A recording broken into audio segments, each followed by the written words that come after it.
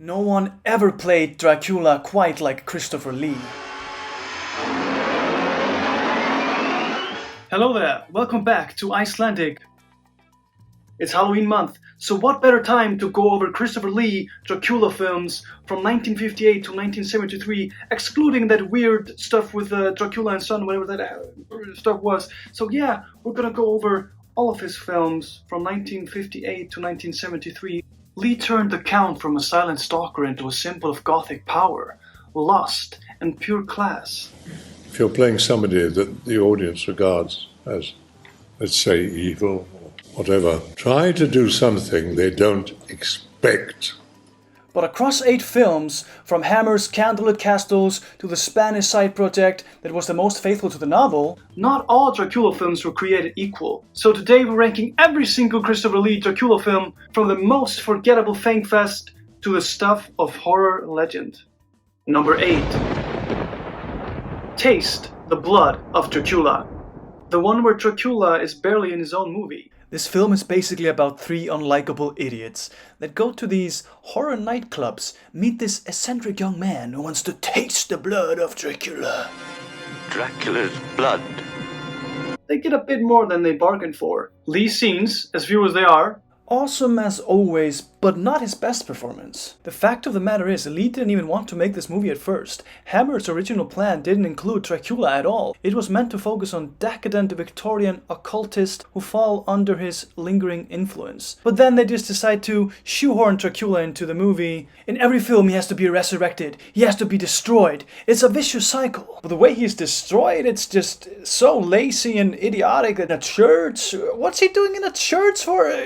I mean, obviously not the best hangout place for Dracula. But to me, it's just weird, all over the place, and kind of boring, to be honest. It just doesn't taste quite as rich as the others. Number 7. The Satanic Rites of Dracula.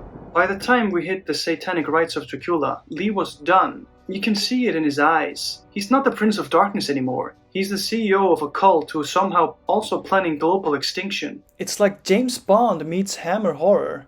Which sounds awesome until you realize it's just mostly people talking in a conference room. What?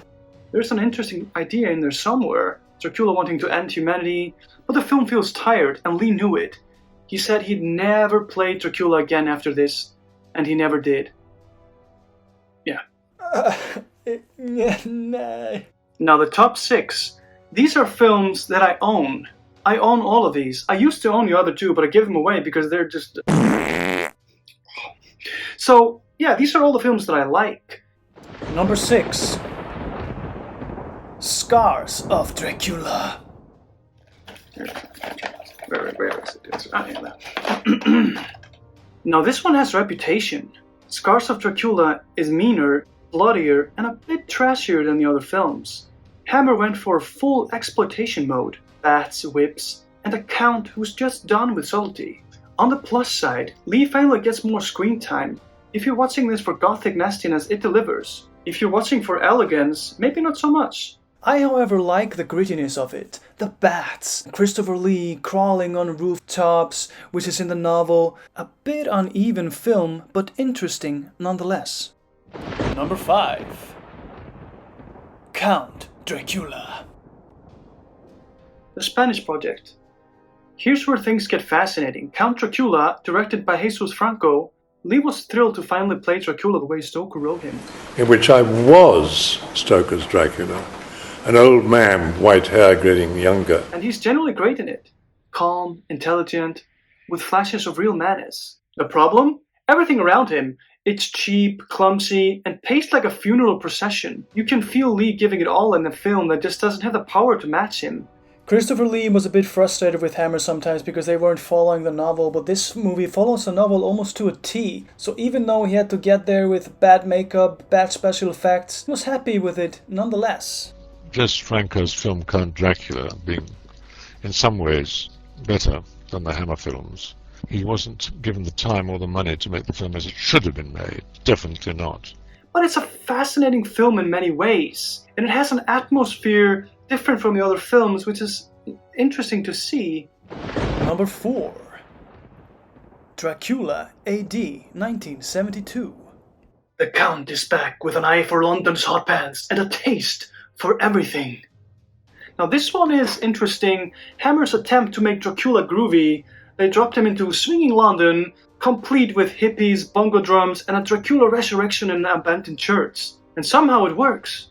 Lee and Peter Cushing reunite for the first time in years. And their energy elevate what could have been pure camp. It's goofy, but in a lovable way. What's fascinating about this film is that beneath the camp and the bell-bottoms, it's really a film about cultural displacement. Hammer was trying to resurrect its own mythology in a world that had moved on. The same way Dracula himself is resurrected in a city that no longer believes in him.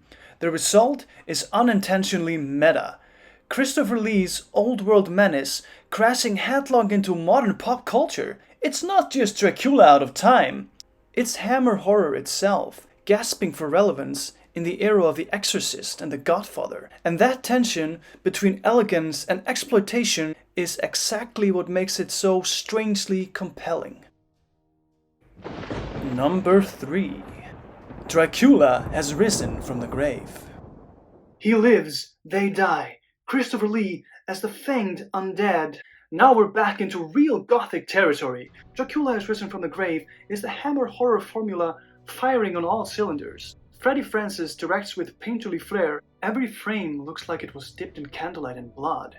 It's got all the classic elements: superstition versus faith, a cursed village, a priest who loses his nerve, and of course Lee stalking through crimson fog. This isn't the best written of Hammer's vampire cycle. The story's thin, the character's mechanical, but it's gorgeous and has great scenes. The setup of this film is actually really absurd. A year after Dracula's destruction, a priest climbs the mountain to cleanse the castle of his lingering evil, and then immediately trips, cuts himself, and bleeds right into the Count's frozen mouth. Boom! Dracula, resurrected by accident. It's still one of the most atmospheric and well-made scenes in the film, but I can't ignore the absurdity of it. So, all in all, this film... It might not reinvent Dracula, but it perfected the Hammer style. Elegant, tragic, and absolutely gorgeous. Number 2. Dracula, Prince of Darkness. Hammer's great sequel and one of the most atmospheric horror films ever made. Christopher Lee, he doesn't utter a single word in this film, and he doesn't have to. His presence alone carries the whole film. Well, actually, according to Christopher Lee, there was a very simple reason for all of this. Prince of Darkness, which I didn't say a word because I'd read the script and I refused to say any of the lines. It's been 10 years since Dracula's defeat, and yet the people of Transylvania are still talking about him. They whisper his name like a curse. It's evolved into superstition, almost PTSD. So when he rises again, it doesn't feel like a plot twist. It just feels like history repeating itself. Terence Fisher directs this film like a ritual. The candlelight castle, crimson shadows, the chill of monastery in the morning. This is Hammer horror in its purest form. The bold colors, beautiful decay, and the kind of gothic intensity that just crawls under your skin. It's proof that horror doesn't need dialogue. It just needs presence. Number 1. Horror of Dracula. Don't dare see it alone. The terrifying lover who died yet lived.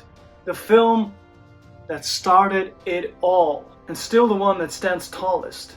From the first note of James Barnard's thunderous score, the film starts, the bold colors in the text and the atmosphere, you know you're in for one heck of a ride.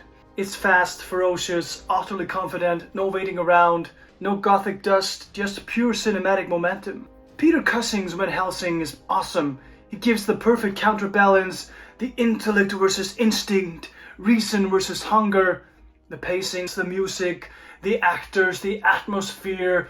It all just comes together here in one of Hammer's most finest moments. Horror of Dracula didn't just update the myth, it electrified it. Lee's introduction is iconic. He's this calm, suave, intelligent gentleman, but then a few minutes later, he's a bloodlust creature. If I have one complaint about this masterpiece, it's that Michael Gough, he speaks his lines sometimes a bit too theatrical compared to the others. And yet you will not tell us where or how he died. I find it extremely suspicious. But that's just nitpicking because he's still great in his own way. If you've never seen a Hammer film, start here.